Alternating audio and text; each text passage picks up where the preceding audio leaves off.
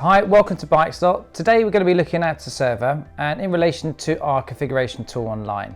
So a couple of people have asked, what does actually CTO mean? So CTO quite simply is configure to order. So when you're looking at our configuration tool, you'll see that there's lots of different options.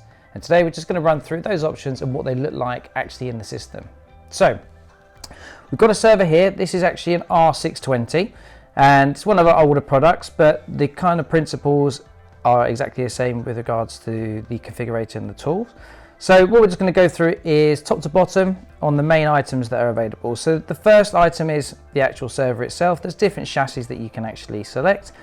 This one, R620 8-bay SFF, which is a 2.5-inch version. So the first option you'll come across is the processor. So you can have one or two. You can see here that I've already got one installed with the heatsink. So just looking at here, we'll be installing the processor for you into the system. Oh, if I can put it around the right way, it always helps. And that then gets locked in to the system here.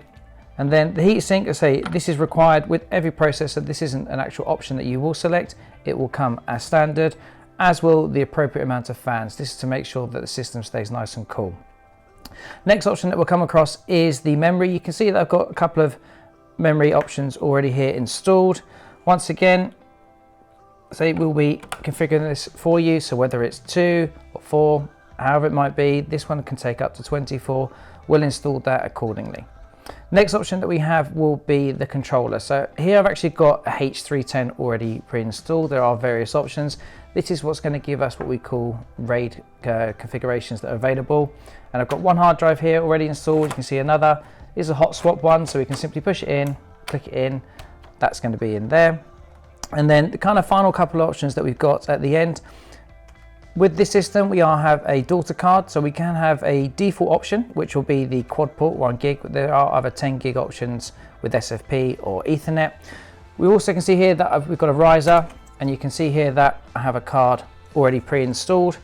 Once again, these are additional NIC options that you can have with the system. And then final option that we're going to be looking at is the power supply. Once again, you can have a single or dual, subject to what the server is.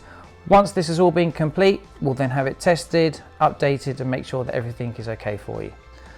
So with regards to our servers, you will find the majority of them online, so feel free to take a browse and have a look and configure your next server. But if you do want any advice, that's not a problem. We're available online on live chat, as well as email, or you can actually speak to one of our account reps who'll be able to guide through all the various options that are available.